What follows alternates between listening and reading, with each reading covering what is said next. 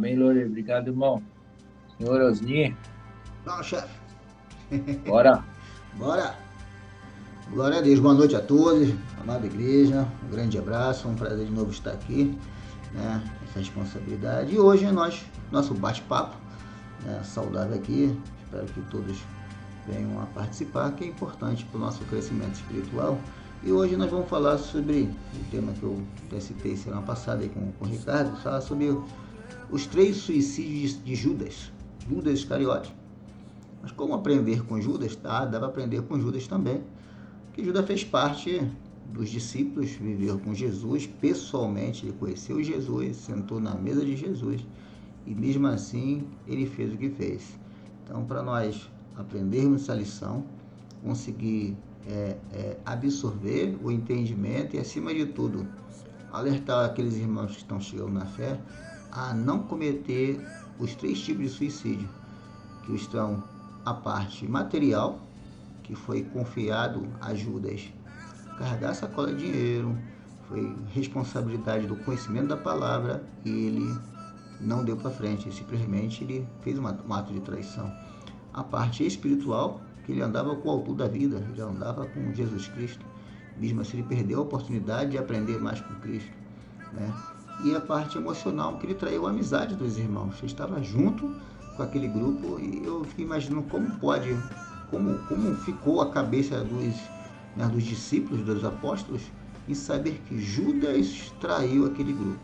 Então, ou seja, a parte material, na parte emocional, na parte espiritual, os 3 suicídios desse enigmático, né, personagem que deixou um legado, né, infelizmente deixou um legado, porque nós hoje em dia temos uma desconfiança de tudo, né? A gente vai contratar alguém, a gente fala assim, será que esse cara vai trair minha empresa? Será que esse cara vai falir a minha empresa? Será que eu vou depositar confiança em um motorista que eu mal contratei? Acaba passando um legado negativo, né? Por outro lado, a gente sabe que nós temos que ser prudentes, nós temos que ser simples e prudente, a Bíblia alerta isso, mas o legado de Judas traz transtorno até hoje à sociedade. Eu vejo dessa maneira, né? Maneira de entender, né? Que Judas deixou uma parte que deixou uma desconfiança no ar. A gente vai relacionar com uma pessoa, a gente vai contratar, imagina, contratar uma empregada doméstica hoje em dia, que no meu bairro tem as empregadas que chegam aos montes aqui, 6 da manhã já, para trabalhar, muita gente trabalhando aqui, enfermeiros e tudo. Você contratar uma empregada, você confia a chave da sua casa. Você confia no professor de uma escola maternal do seu neto, do seu filho. Você nem sabe que aquela escola tem pedófilo, né? Tem gente agressiva ali numa escola.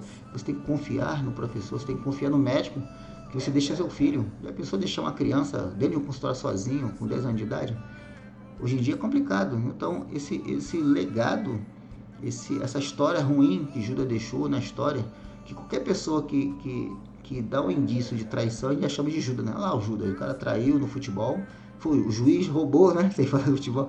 Ah, é um Judas, é um traidor. Entendeu? Então tudo a gente leva nosso pensamento a um legado negativo que Judas deixou na história. E como aprender com ele? Como a gente reverter essa situação? Ou seja, olhando para a palavra.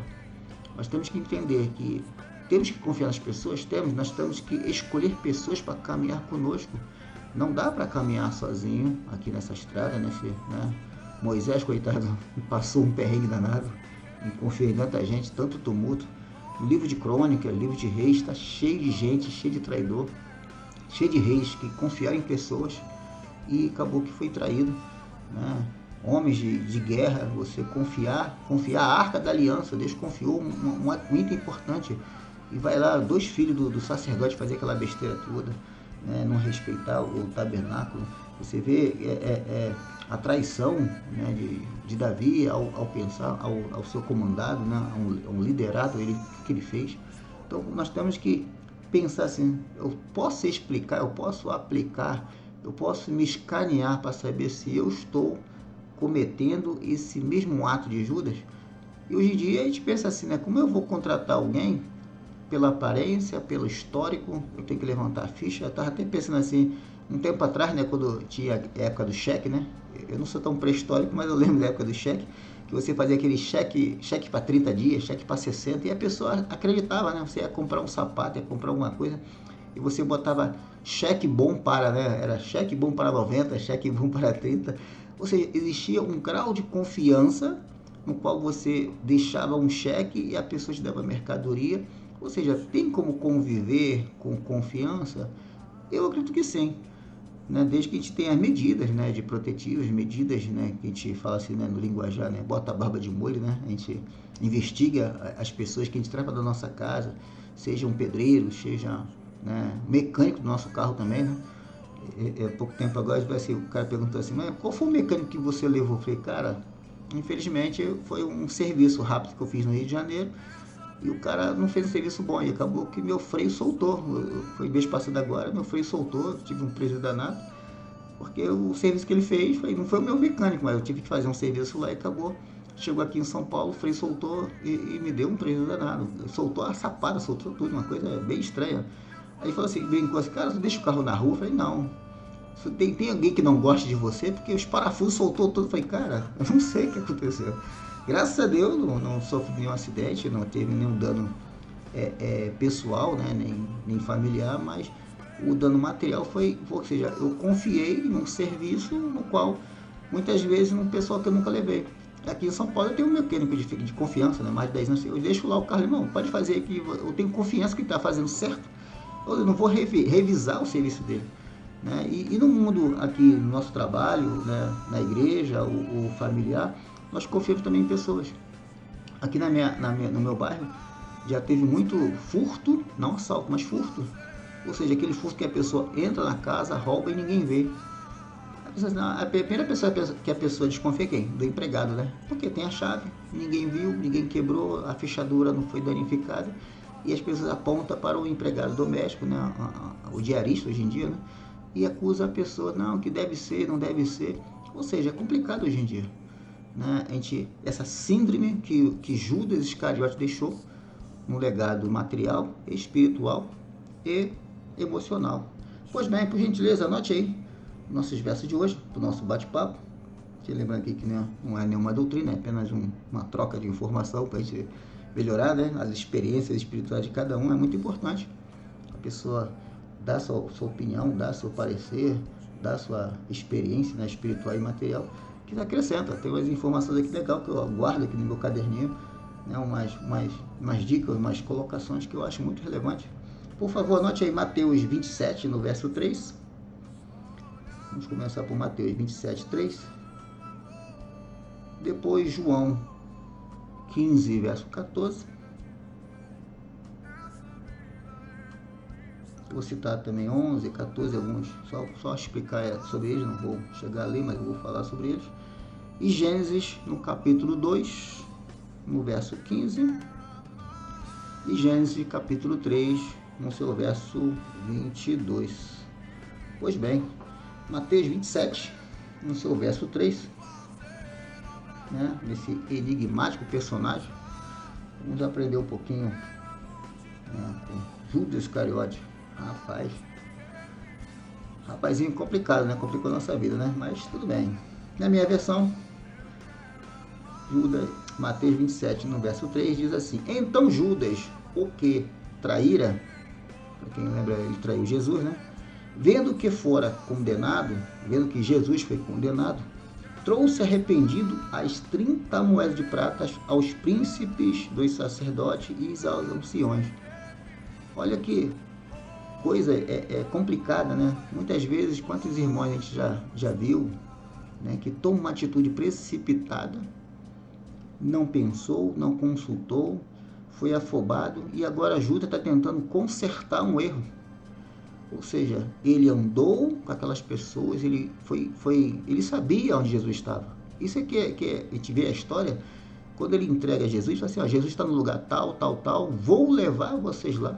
E lá eu vou dar um sinal para dizer quem é Jesus. Ou seja, ele pensou, ele raciocinou, ele planejou e deu errado. O texto diz que ele, vendo que o Jesus foi condenado, arrependido, trouxe a moeda de volta. Agora já era, irmão.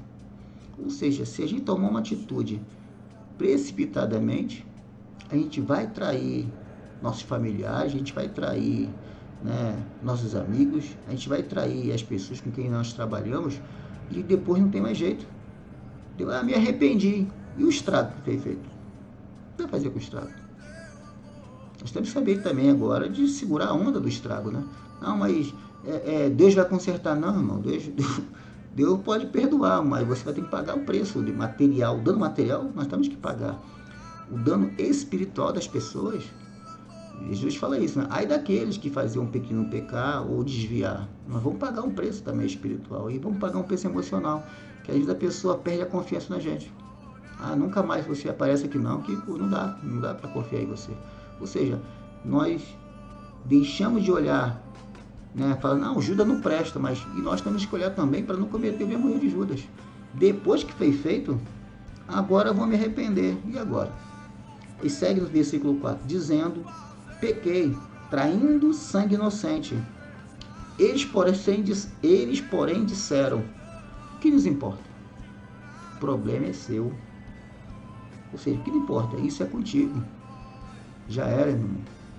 A falta de zelo, a falta de manter a amizade daquele grupo, Judas acho que não botou na balança. Desse jeito, minha visão é essa. Ele andava com o grupo, falava com o grupo, jantava com o grupo, ia para o rio tomar banho com aquele grupo, ia pescar, andava de barco, né? Dias e dias, meses com aquele grupo. Ou seja, aquele grupo confiou até a sacola de dinheiro, e sabemos que Judas, né, ele metia a mão na sacola, né? Não sei se era uma sacola, uns falam que era sacola, falam que era uma caixa, alguns falam que ele ia chegar a ser um tesoureiro do grupo, né? Não vou estender isso não, mas que ele extraía daquele dinheiro que era confiado, ou seja, dracmas era confiado, talentos era confiado a ele. Ele traiu a confiança financeira, material e espiritual daquele grupo. Porque o único que sabia o local para levar, para prender Jesus, né, na surdina, né, que não podia prender de dia, que o povo não ia aceitar, né, parte do povo não ia aceitar. Fizeram ou seja, ele fez parte de uma trama diabólica de traição. Uau, ele conseguiu matar tanta coisa ao mesmo tempo. Incrível. E agora ele diz, não, agora eu quero desfazer porque o sangue é inocente. E o grupo responde, o que me importa? O problema é seu. E pra gente aqui, se eu cometer um ato, né, desatencioso, né, com a minha esposa, com minhas filhas, com meus amigos, eles vão dizer, pô, cara, realmente eu fiz uma coisa abominável, né? E agora, como é que você vai consertar? Confiança é uma coisa que é difícil de se manter. Então nós temos que atentar e explicar para as pessoas, olha, irmão, cuidado com as suas atitudes, cuidado com o caminho que você toma, cuidado com a sua precipitação. Depois que você fizer o estrago, e depois? Né? Vai ser difícil você consertar. Judas aqui não tinha mais jeito. Porque até hoje o pessoal fala assim, não, olha lá, vai lavar o Judas traidor, vai dar uma de Judas, né? Virou um bordão negativo, de malícia, de maldade, de gente que não presta. E aqui o texto fala, e agora? Irmão, o problema é seu, não foi você que fez errado, foi você que não atentou para aquilo que você aprendeu com Cristo, que ele andava com Jesus. Né? E esse mal não vem de agora. Analisando a Bíblia, a gente lá em Gênesis capítulo 2, vamos visitar Gênesis 2, ou seja, o homem insiste, o homem ser humano, né? Insiste, a criação insiste em negar, em trair aquilo que é confiado a nós. E aqui em Gênesis capítulo 2, no seu verso 15,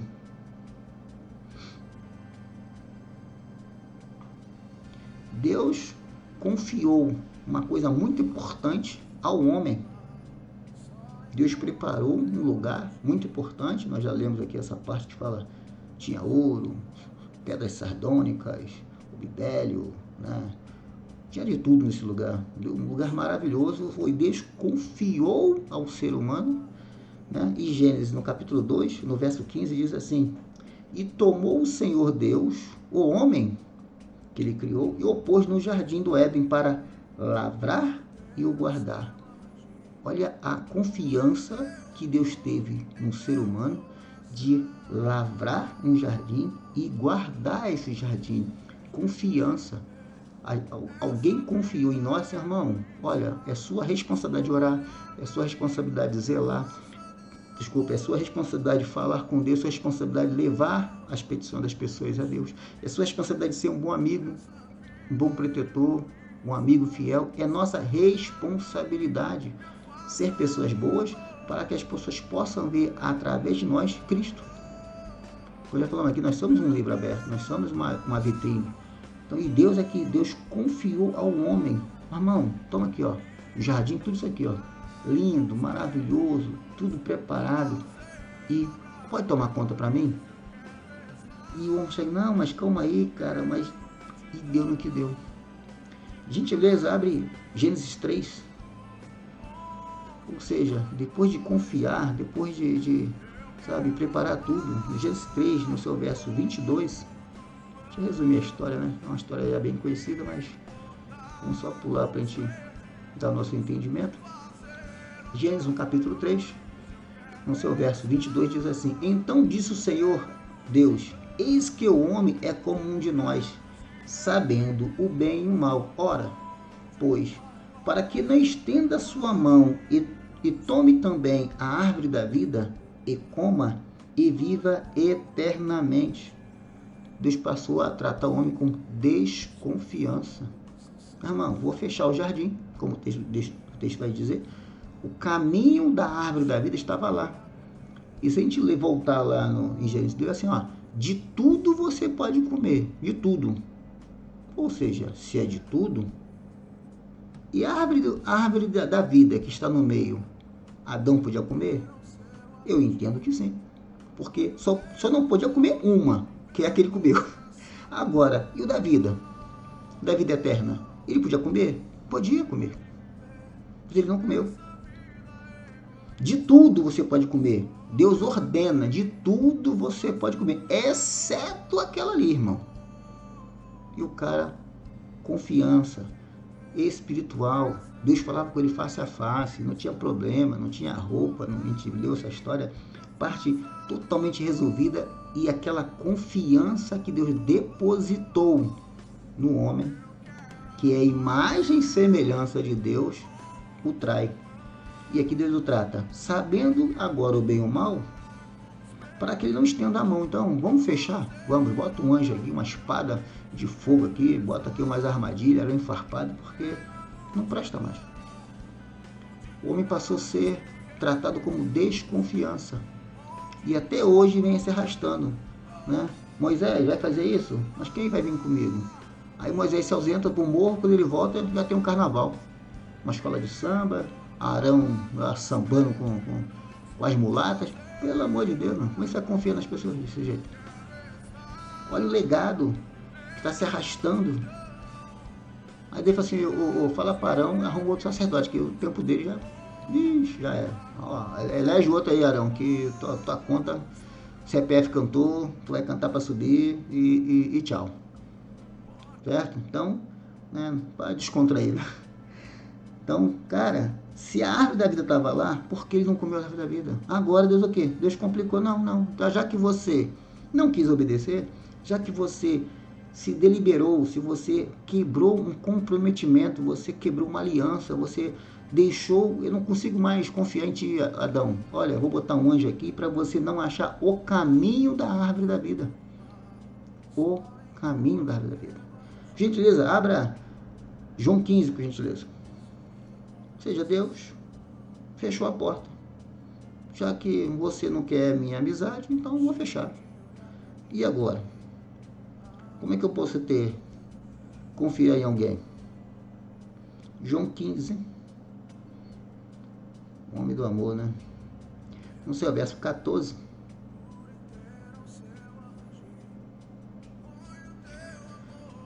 Jesus citando aqui, né? Entre aspas, né? A minha está entre aspas, é a voz. Jesus falando e João replicando a fala de Jesus. Diz assim: vós sereis meus amigos se fizer o que vos mando. Lá atrás no Éden, Adão, eu ordeno, você pode comer de tudo. Adão não fez. E aqui Jesus tentando restabelecer essa comunhão, essa amizade. anulando esse legado de Judas. Vós sereis meus amigos se fizer o que vos mando. Opa, tem solução? Tem. Então, se eu quiser contratar alguém, essa pessoa eu posso confiar em alguém? Posso. Desde que, calma aí, a pessoa está seguindo aquele rito, aquela pessoa está funcionando da maneira adequada para a empresa, eu posso ser um bom funcionário para o meu patrão e falar, não, você não pode pegar os carros A, B e C. Beleza, chefe, não vou pegar. Então, eu tenho que ser zeloso pelas regras. Tem que seguir regras. Não, regras, não, tem que seguir regras. Ou seja, se eu tenho que fazer o que Jesus está mandando, você considera amigo, eu posso fazer amigo? Posso. Eu devo fazer amigo, sim, porque não dá para viver nessa terra aqui, nesse plano, sem amigo. Como citamos aqui, né, uns dias atrás, semana passada, quem vai me ajudar quando o meu carro quebrar? Né? Quem vai me ajudar a me emprestar uma cadeira para pintar minha casa, né, uma escada, né, pintar minha casa? Quem pode me ajudar? A pessoa não dá para viver sozinha. Não posso me isolar do mundo. Eu tenho que confiar nas pessoas, desde que eu tenha regras. E também respeite a regra dos outros. Eu também, eu vou respeitar, as pessoas têm que respeitar minhas regras, mas não vou respeitar as outras. Eu não estou sendo justo, não estou sendo honesto. Ou seja, eu boto uma regra para mim, mas para os outros eu quebro a regra dos outros. Eu estou sendo desonesto. Eu tenho que ser medidas iguais para todos. Eu não posso tratar A, B de um jeito e C e D de outra maneira. Não, porque eu não gosto dele. Certo? Nós temos que consertar isso. Nós temos que zelar por isso. Né? Então o texto diz, eu sou amigo? Sou. Né? E que diz João 11? Volta um pouquinho para João 11.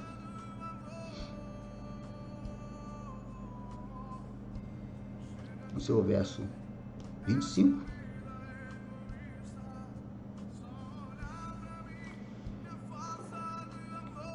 Estava no 15, gentileza, volta no João 11. 25 diz assim, disse-lhe Jesus, eu sou a ressurreição e a vida. Quem crê em mim, ainda que esteja morto, viverá. Ou seja, o homem morreu e aqui ele está voltando à vida. Porque Jesus é a árvore, Jesus é a ressurreição, Jesus é vida. Lá no texto diz, a árvore da vida. Deus fechou. E aqui Deus está se reconciliando. Então eu posso me reconciliar com as pessoas? Posso. Eu posso fazer amigos de confiança? Posso. Eu tenho que confiar nas pessoas? Sim. Irmão, você tem que entender as regras. Eu tenho que respeitar a casa dos amigos, eu tenho que respeitar as igrejas, eu tenho que respeitar as pessoas que estão na liderança em evidência, né, como diz. Ou seja, eu tenho que ser uma boa pessoa, eu tenho que ser amigável também para os outros. As pessoas têm confiança em mim. Eu não posso ser ranzinza, rancoroso, fechar a cara. Mas eu sei, calma aí, se Deus reconciliou com o homem, o texto diz que Jesus é a ressurreição, ou seja, eu estou morto? Não, agora eu estou vivo. Já em João, falei João 11, em João 14, vamos aproveitar que estamos em João, vamos explorar João. Em João 14, no seu verso 6, Jesus diz que ele é o caminho. Lá no Éden, para que o homem não ache o caminho. E já aqui em João 14, no verso 6, diz assim, Jesus disse, eu sou o caminho, é a verdade e a vida. Ninguém vem ao Pai a não ser por mim. Opa, o jardim estava fechado, agora o jardim está ficando aberto. Vê se não parece isso. Vê se você diz assim, calma aí, se lá tinha uma árvore da vida, se você comer e a eternidade você herdará, se você vai a Deus e se você segue o caminho de Cristo, você encontra a verdade e a vida. Ou seja, nós estamos se reconciliando com Deus. O legado de Judas está sendo desfeito. A maldade do mundo está caindo por terra. Eu estou me reconciliando com o autor da vida. Eu estou sendo uma boa criatura, um bom servo, para mostrar para o mundo que existe uma salvação em Cristo. Olha, mas todo mundo trai. Irmão, todo mundo trai, vírgula. Alguns traem. Eu vou seguir o caminho de Cristo. Eu não posso concordar. Não, todo mundo é traidor. Não, existe traição? Sim, existe. Existe gente que é desconfiada? Sim, existe. Mas por que eu tenho que seguir o mundo, não seguir a Cristo? Eu tenho que quebrar esse ciclo vicioso de concordar com o mundo e achar que todo mundo não presta. Não, existe gente que presta. Agora eu tenho que achá-lo. Aqui em São Paulo nós temos aí, acho que 42 milhões ou 45 milhões de habitantes. Será que não tem um grupo de gente boa? Será que não tem um grupo de pessoas, de amigos? Será que não tem gente que a gente pode confiar? Aí eu faço até uma pergunta aqui para nossa reflexão, né? Não estou dizendo que é para você fazer, mas já parou para pensar nessas coisas mais importantes da sua vida? A quem você confia? A senha do seu celular, na sua casa, quem sabe? A senha do seu banco, na sua casa, quem é que sabe? Não dou a ninguém. Então, parece que você não confia nas pessoas. Para e pensa, certo? Meu celular, minha esposa mexe, ela mexe, refuca e chega a apagar minhas coisas. Eu falei, o problema é dela, quer me apagar, depois não reclama que eu apago o seu, né? Então, não tem esse problema com o meu celular. A minha conta, minha família tem que saber a minha conta. Eu, por mim, não é nenhuma doutrina, pelo amor de Deus. Minha conta. Porque se acontecer alguma coisa comigo, quem é que vai mexer no meu banco? Quem é que vai mexer nas minhas coisas? Quem é que vai me chamar um socorro? Eu tenho que confiar nas pessoas. Se eu trato os meus mais chegados como Judas, não, todo mundo é traidor, o meu banco só eu sei, minha conta sou eu que mexo, o meu celular ninguém toca, o meu carro ninguém chega perto. Eu estou com síndrome de Judas. Não confio em ninguém, não confio em ninguém, não. O que eu posso dizer aqui, irmão? Jesus é o caminho, a verdade e a vida. Está na hora de mudar, está na hora de ser mais amigável das pessoas, está na hora de confiar nas pessoas. Mas se alguém trair, essa pessoa vai se ver com Deus, pô. Eu não posso viver sozinho. Eu não posso viver com uma neurose e achar que o mundo só tem gente que não presta, que o mundo só tem gente perversa. Não. Tem gente boa no mundo também. Eu tenho que olhar com bons olhos. Apesar do mundo não me mostrar isso, mas eu tenho que olhar com bons olhos. Isso, a Bíblia me mostra isso. Né? Se você tivesse uma opinião, para a gente dar seu palpite, para a gente chegar aqui num denominador comum. Eu li João 15, né? Gentileza,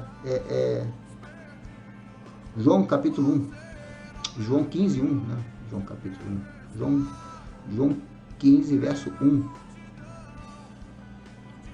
Diz assim: eu sou a videira verdadeira e o meu pai é o lavrador. Jesus é a árvore. Eu vejo assim nesse texto. Toda vara que em mim não dá fruto, ele atira e a limpa toda para que dê fruto, para que dê mais fruto. Vós já estás limpo pela palavra que vos tenho dito. 4. Estais em mim e eu em vós. Com a vara em si mesma não pode dar fruto, se não estiver na videira. Assim também vós, se não estiver em mim. E 5 diz: eu sou a videira. Graças a Deus que Jesus restabeleceu isso. Nós podemos confiar e saber. Ou seja, se eu confio em Cristo, que Ele é a videira e eu tenho um futuro, eu já descanso a minha mente do excesso, certo? Da ansiedade do futuro. E se eu tenho certeza que a minha vida foi transgressa, foi apagada, eu anulo o passado. Ou seja, eu não vou ser oprimido pelo passado, nem serei ansioso. Estou anulando o futuro e o passado, estou vivendo o presente, porque eu sou a videira. Senhor, é a videira, estou em ti, amém, pelo dia de hoje. O passado não vai me atormentar, porque eu já fiz, já foi, não tem como retornar atrás. E o futuro? Não, será que amanhã vai ter? Será aquela ansiedade que o homem não consegue nem pensar, não consegue nem raciocinar? E aqui Cristo nos dá a esperança de permanecer nele. Meu irmão, você está nele, você vai dar fruto. Pronto. Eu resolvi o meu futuro e anulei o meu passado. Um texto que Jesus mostra que a síndrome de Judas não pode estar em mim. Não confiar em ninguém, porque todo mundo trai? Não, vírgula. Eu estou na videira e eu vou dar fruto e dar bons frutos, para que o mundo possa ver e ver a revelação que Cristo me mostrou através dele, que eu fui transformado. E eu tenho um prazer de andar em Cristo, porque eu não sou assolado pelo excesso do futuro ou falta de esperança. Não sei o que vai acontecer amanhã. Planta hoje. Se eu plantar hoje, eu vou colher amanhã. E colher bons frutos. Porque Cristo vai estar conosco. Ele não vai nos abandonar. Isso ele prometeu, até hoje eu vejo na minha vida e a vida de muitas colegas que eu conheço, eu vejo que Cristo está sempre presente. Então, para que eu estou ansioso? Porque eu estou com excesso de bagagem, aquele pensamento pesado, eu não consigo pensar, não consigo dormir, eu não consigo me relacionar, eu não confio em ninguém. Nós temos que anular essa síndrome do Judas. Porque ele matou a vida material dos discípulos, sim, porque ele roubou o dinheiro, como diz o texto. A desconfiança, até hoje a gente fala que todo mundo é Judas, né? Entre aspas, por gentileza, né? a traição espiritual, as pessoas, ele tinha a chance de falar com uma videira, a chance de falar com o pão da vida. Jesus fala que é o rio de água viva, é o pão verdadeiro, é o pão que desceu do céu.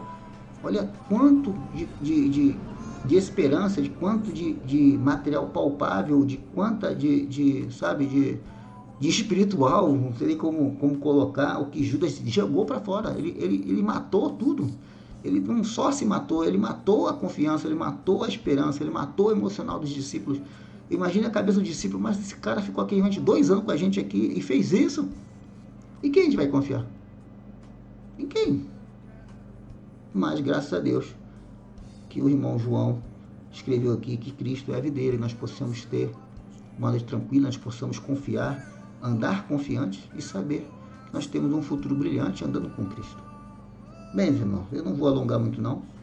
Acredito que o Espírito Santo vai nos dar esse discernimento de ser pessoas melhores, de anular esse suicídio triplo, né?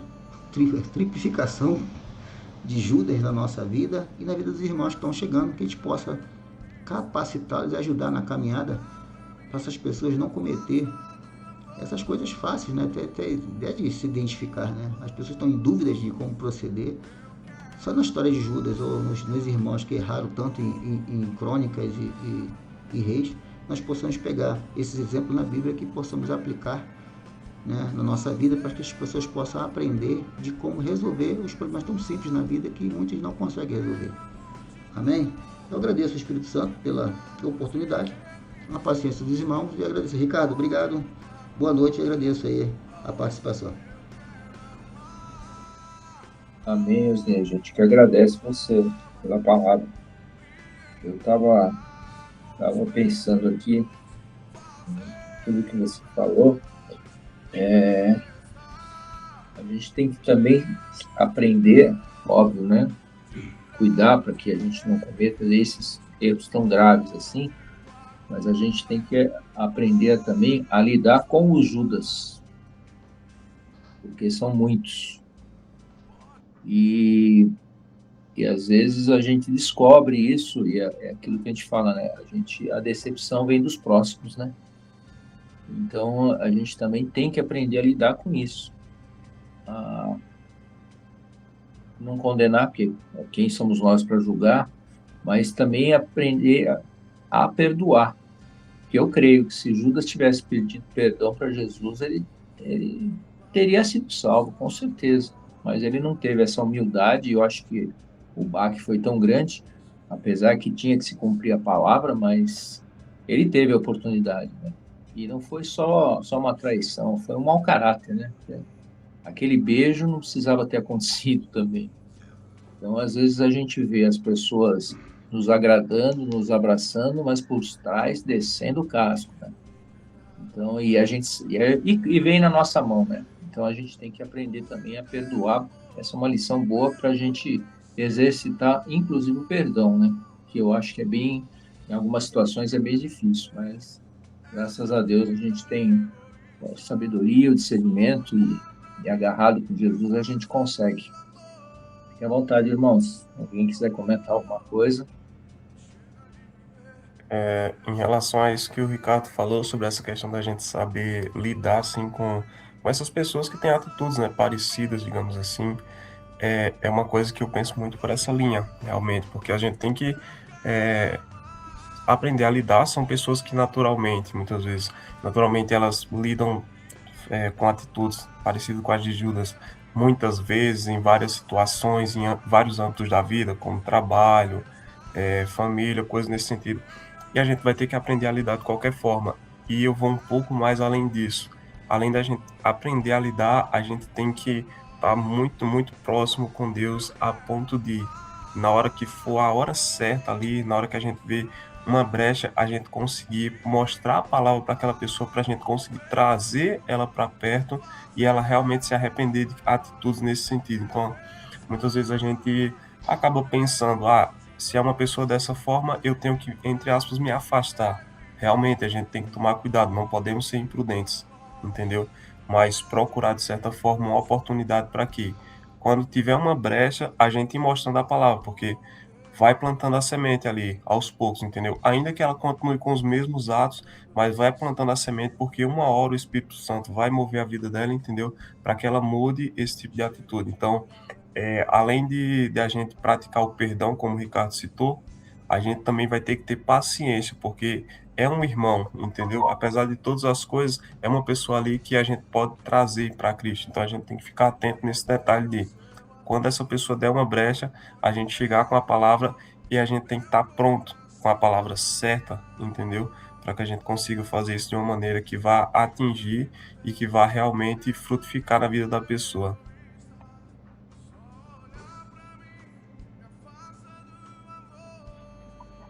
Voltou aqui o meu microfone. Boa noite para vocês.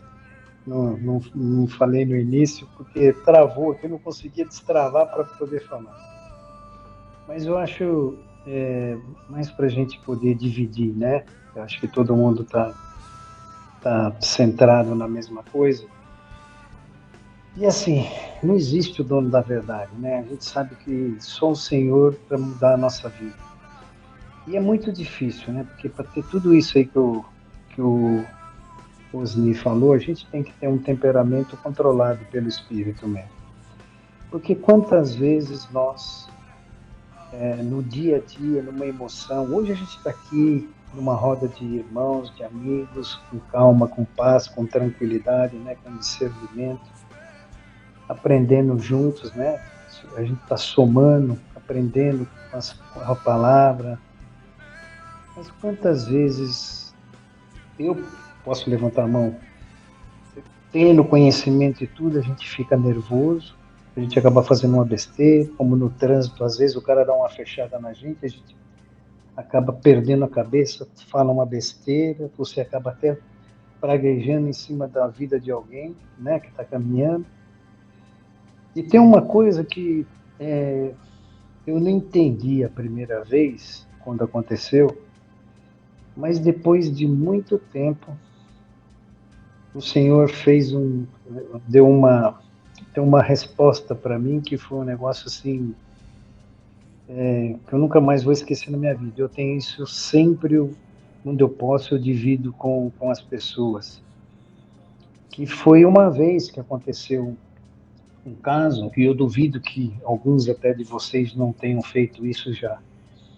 E foi um crime que aconteceu há muitos e muitos anos atrás, na região de Campinas, que era o filho de um cara que tinha uma transportadora, o moleque era sem vergonha, não queria trabalhar, não queria estudar, o pai tinha empresa, levava ele, mas ele não queria trabalhar, começou a andar com más companhias, e aí começou a fazer um monte de besteira. Aí o pai viu que ele não ia para a escola nem nada, falou, ó, se você não for trabalhar, não vai ter dinheiro.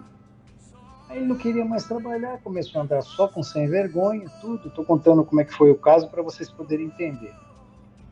E aí ele descobriu um dia, o pai tinha um cofre assim, na sala da casa dele, que quando ele chegava às vezes cansado da transportadora, ele falava, não vou abrir o cofre nem nada. Ele fez um chanfre na parte de cima do cofre, ele jogava o dinheiro rapidinho lá para ir dormir, para descansar, tomar banho e tal.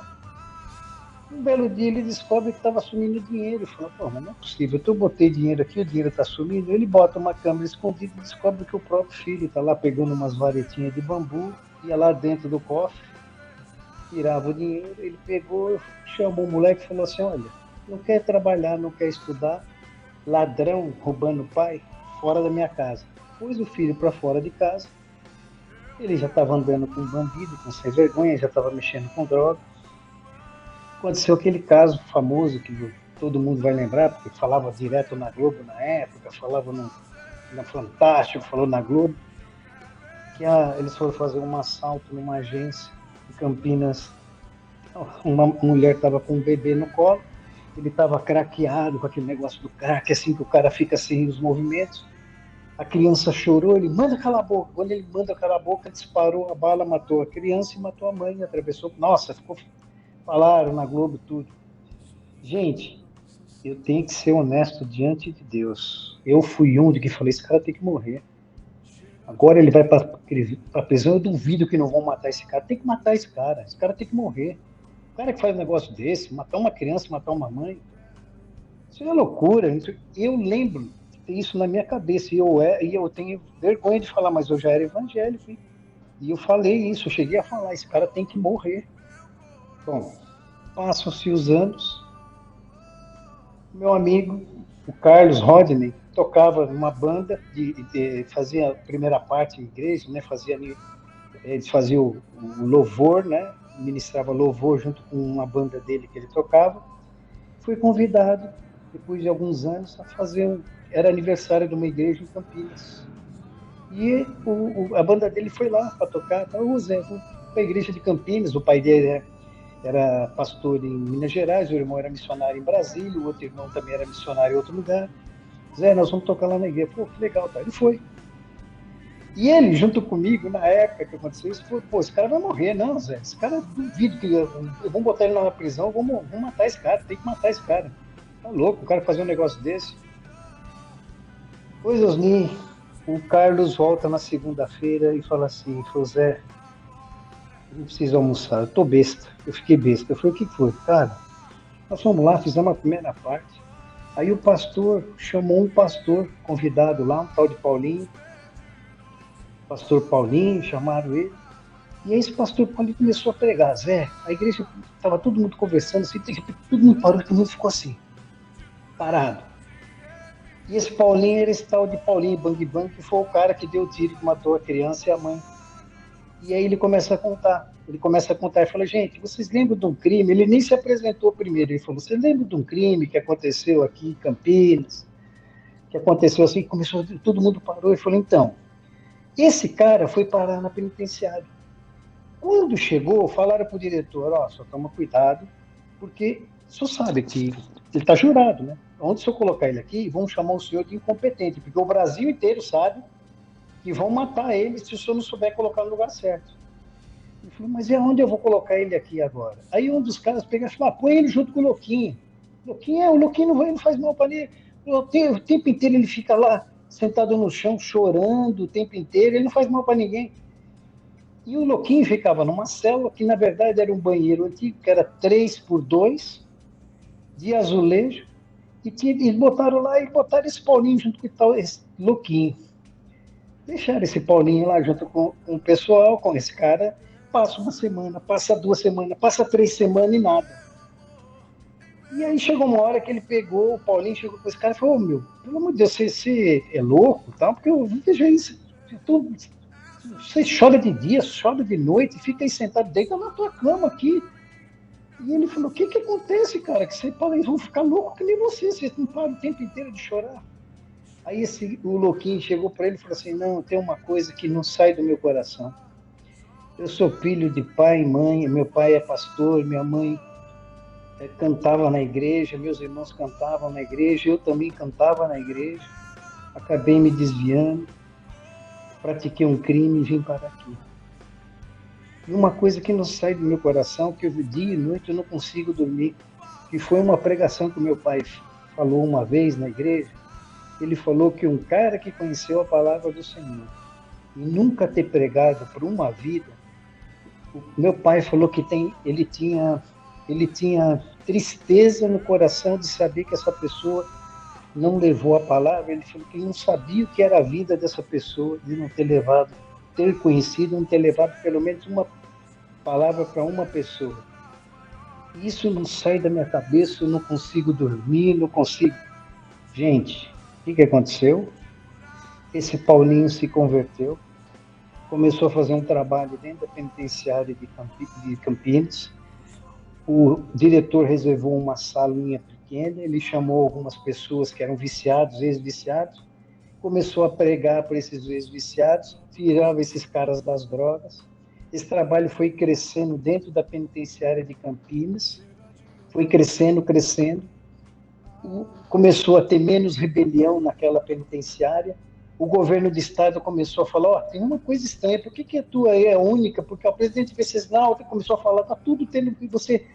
Olha, eu não sei o que é, tal. Eles começaram a fazer esse trabalho e descobriram que esse trabalho que ele estava fazendo estava deixando o pessoal mais calmo, mais tranquilo e estava tirando tanta gente das drogas.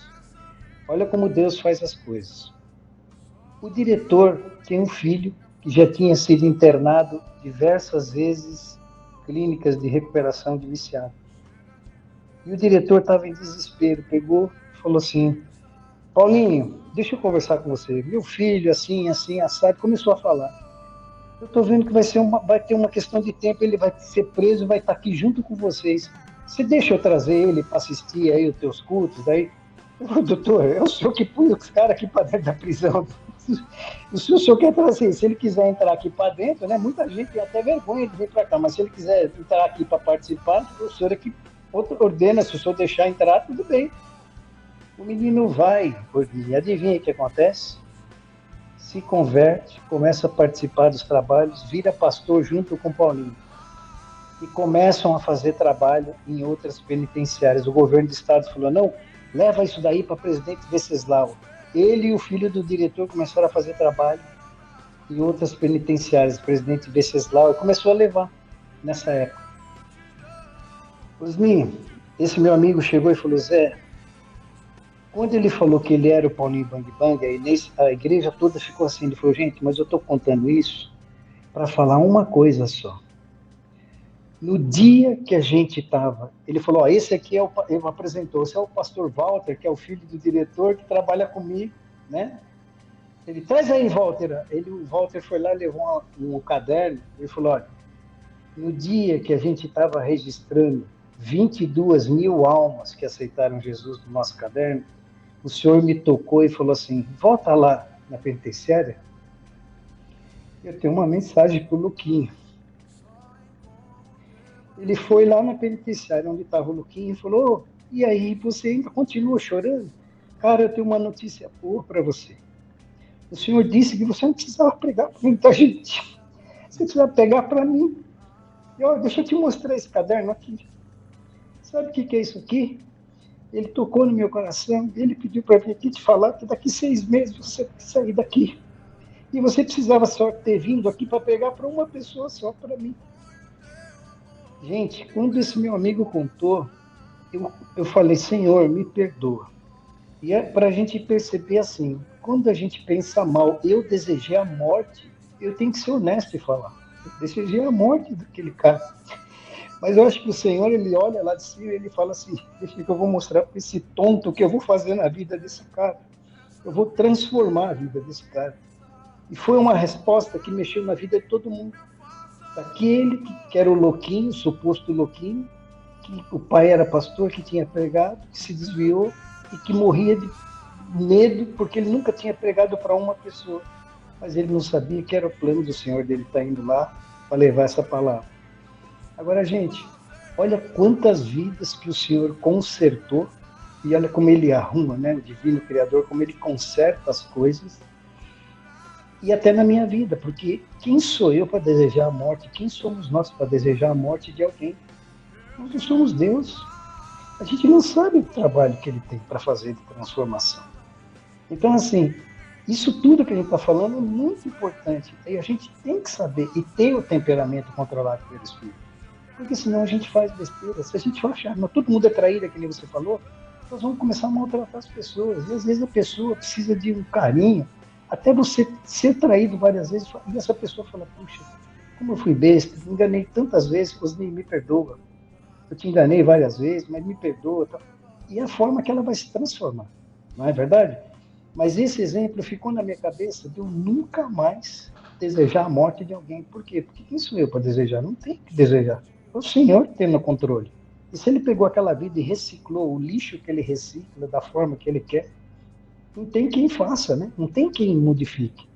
É plano dele a bênção, né? Então, assim, gente, acho que isso tem que ficar na nossa cabeça. A gente tem que ter calma, paciência, não agir pela emoção e deixar o temperamento ser controlado pelo Espírito. Porque quando a gente fica nervoso, a gente só faz besteira. E pensa besteira, né?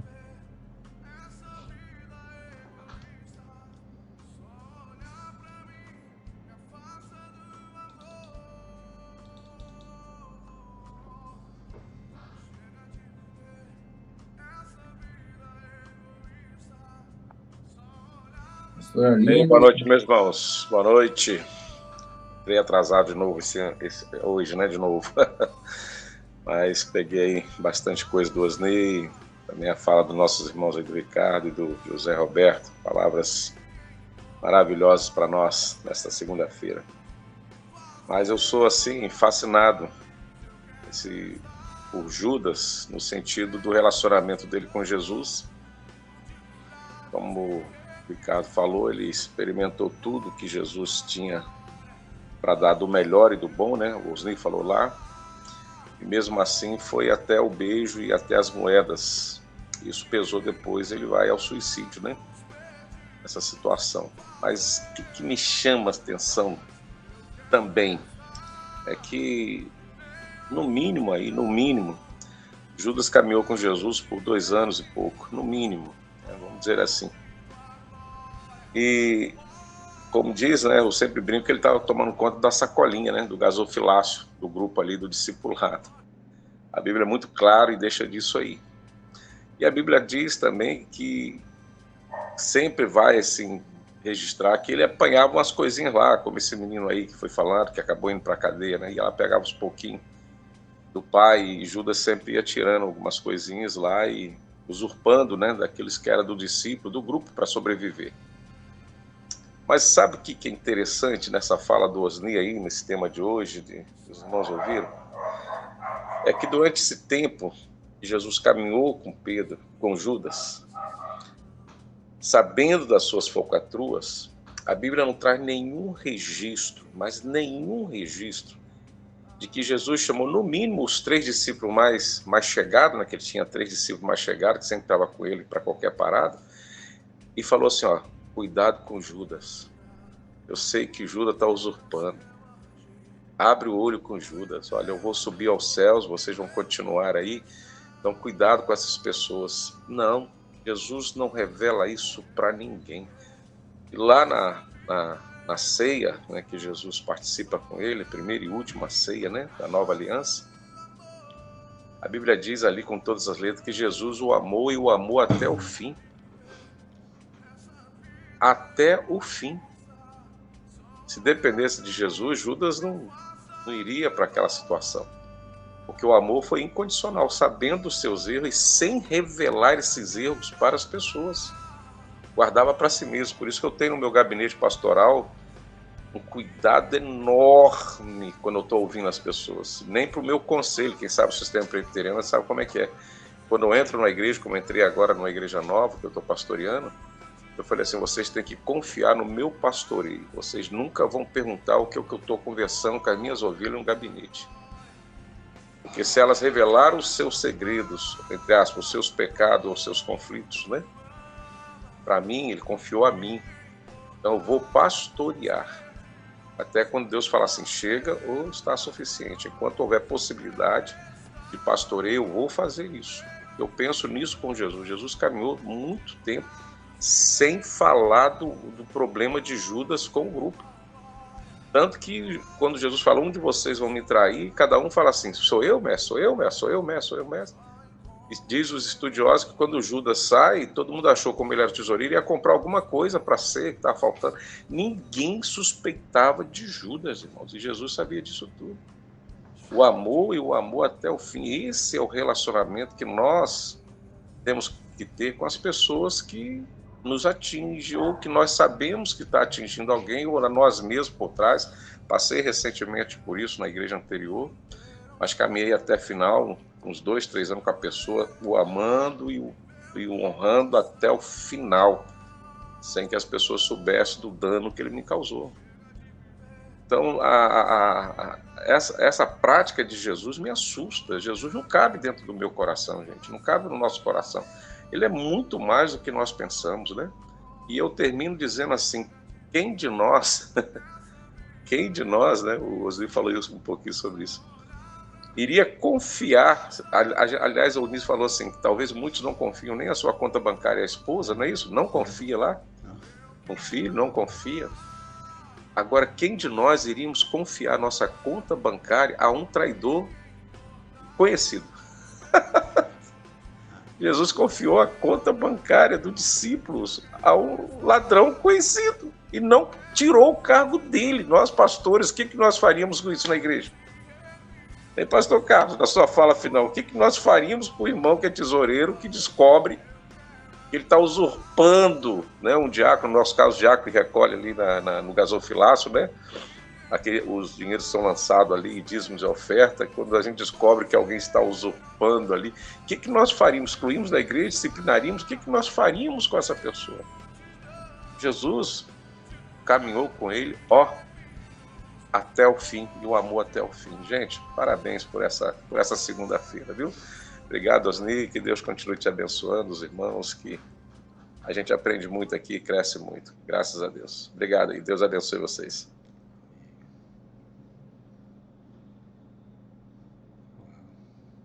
Pastor Carlinhos.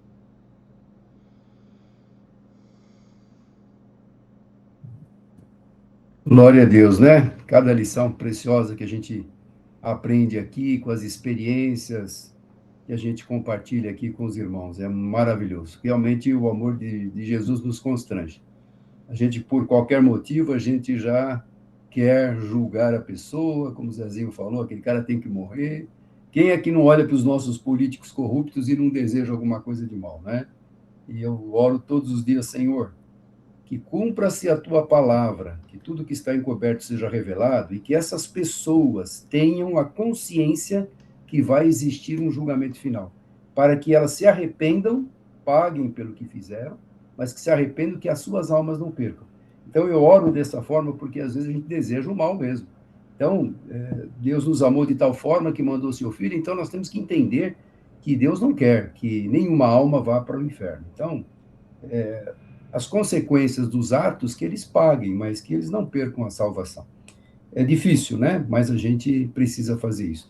E eu estava ouvindo vocês falarem aqui, eu lembrei daquele versículo que está lá em 1 Pedro 3,15. Antes, santificai a Cristo como Senhor em vosso coração, estáis sempre preparados para responder com mansidão e temor a qualquer que vos pedir a razão da esperança que há em vós. Sempre temos que estar sempre preparados para responder com mansidão. Aquilo que o pastor Adil falou, né? A gente passa cada uma, a gente não pode falar nada. Tem até um ministério que é pastoreio de pastores, porque o pastor, eu estava vendo esses dias, há um nível altíssimo de depressão entre os pastores, que vocês não fazem ideia, o que a gente ouve não pode falar com ninguém, então a gente tem que grudar no altar do Senhor. Então os pastores às vezes não aguentam, né? Existe até suicídio no meio de pastores, a gente sabe disso. Então é algo difícil, e eu posso imaginar, estamos falando aqui de pastores, aqui humanos, e Jesus, sabendo de tudo, como o pastor Aildo falou, né? Não falou mal de Judas, não deixou transparecer que ele sabia o que ele ia fazer, porque estava escrito que alguém ia trair, mas não estava escrito que esse alguém que ia trair ia se suicidar. Ele podia se arrepender, né? Claro, o dano já foi feito, cumpriu a palavra que ele traiu, mas ele podia se arrepender como Pedro fez isso. Pedro também não traiu, não se arrependeu? E que bênção foi Pedro. Então, é importante a gente estar sempre preparados para os momentos que Deus nos abrir como oportunidades, como o Richard falou, né? A gente tem que pegar as brechas que forem abertas e lançar a sementinha lá, e eu sei que não somos nós que convencemos ninguém, mas o Espírito Santo que vai convencer. E eu estava também lembrando outra passagem que está em João 2, 23 a 25, ele fala assim, estando ele, Jesus, né, em Jerusalém pela Páscoa, durante a festa, muitos vendo os sinais que faziam, creram no seu nome. Versículo 24, mas o mesmo Jesus não confiava neles porque a todos conhecia e não necessitava de alguém, que alguém testificasse do homem, porque ele bem sabia o que havia no homem. Aquelas multidões que cercavam Jesus, você pode imaginar onde Jesus estava, não tinha paciência, ele não tinha sossego. E ele sabia que muitos hipócritas ali, né, mas a mensagem sempre estava falando. Ele conhecia o coração deles, sabendo que muitos aplaudiam, que muitos, Hosana, Hosana, Hosana, bendito que vem em nome do Senhor, e depois crucificam, crucificam, crucificam. E ele sabia o que havia no homem. Mas mesmo assim, né, ele pregou as boas novas de salvação para todos. Então, vamos estar preparados, e eu sei que Deus tem planos na vida de cada um, no ministério que cada um tem, cada um de nós temos um ministério, não é ser só pastor que é ter ministério, cada um de nós temos um ministério, que é levar a palavra de Deus, estar preparados para responder com mansidão sempre aqueles que te pedirem a razão da tua esperança. Então vamos grudar no Senhor a cada dia. Glória a Deus pela palavra, pelos comentários. Mais uma semana se inicia na direção e na bênção do Senhor. Glória a Deus. E agora vamos orar. Alguém tem algum pedido específico de oração? Pastor, dessa vez eu tenho um pedido específico, até comentei com o Ricardo. Tem uma amiga de uma amiga minha que está passando por um processo de quimioterapia, coisa nesse sentido, e ela é uma jovem, tem 21 anos, então pedi orações aí para ela. O nome dela é Meuri Cris. Meuri. Isso. Tá certo, vamos orar então, tá fazendo químio. Mais alguém, irmãos?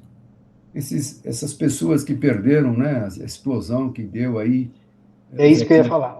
Zezinho até me passou uns vídeos aí, eu vi tudo lá, várias casas perderam, prédios destruíram todas as janelas, e existe também alguma coisa que pode ter mexido na estrutura de algum prédio ali próximo. Então vamos orar para essas pessoas que tiveram esse problema no dia de hoje, né?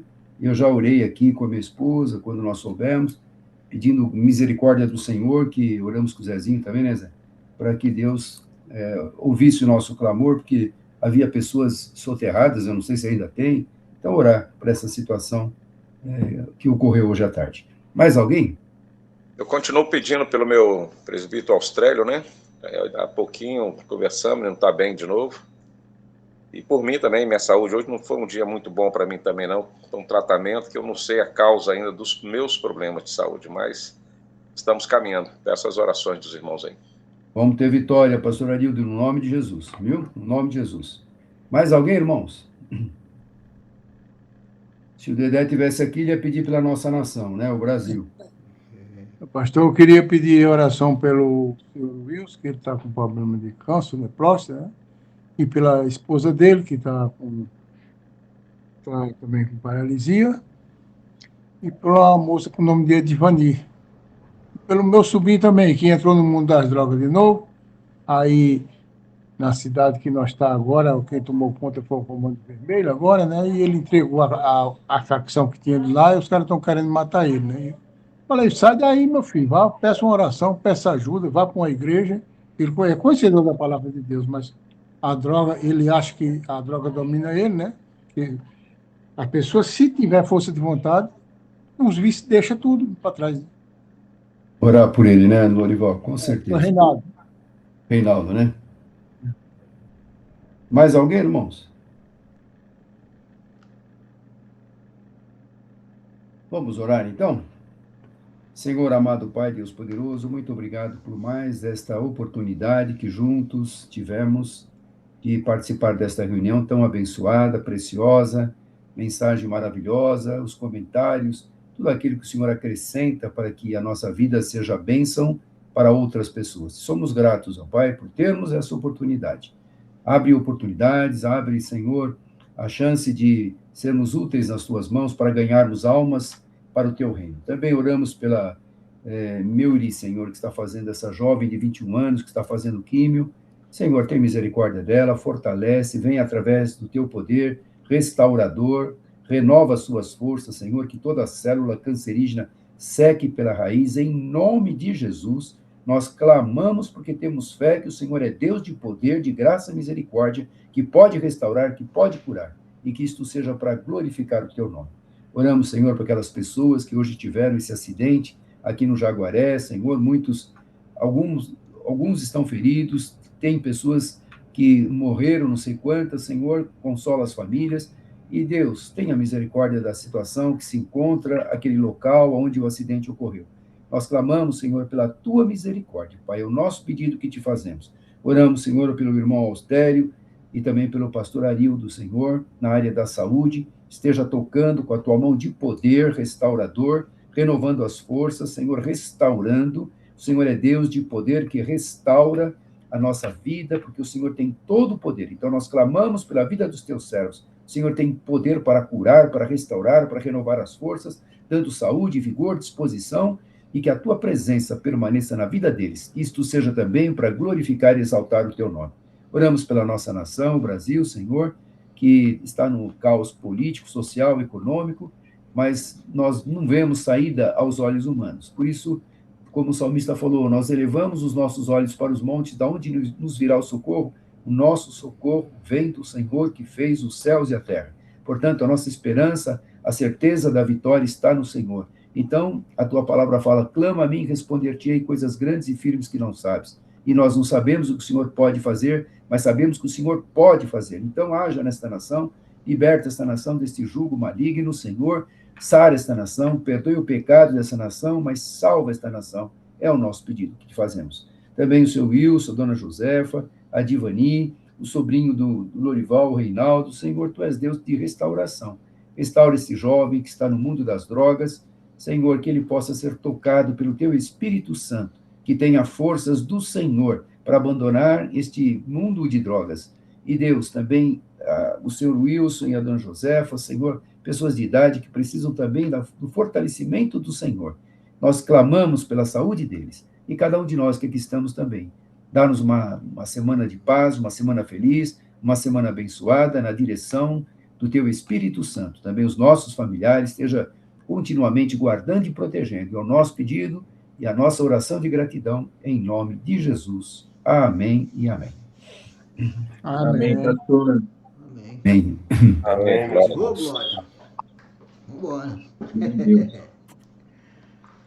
Glória a noite a Deus. todos. Deus abençoe, viu? Obrigado, viu? Semana abençoada, meus irmãos. Abençoe vocês, uma boa semana, viu? Osnei, Até Carlos, semana. Ricardo, José Roberto, Lorival, Richard. Amém. Aquela semana, hein? Deus Amém. abençoe. Amém. Fica firme aí, pastor Alildo, que a vitória virá em nome de Jesus. Em nome de Jesus. Amém, eu creio, Amém. creio. Receba essa bênção aí, em nome de Jesus. Amém. Chega de olhar pra mim, abre minha vida.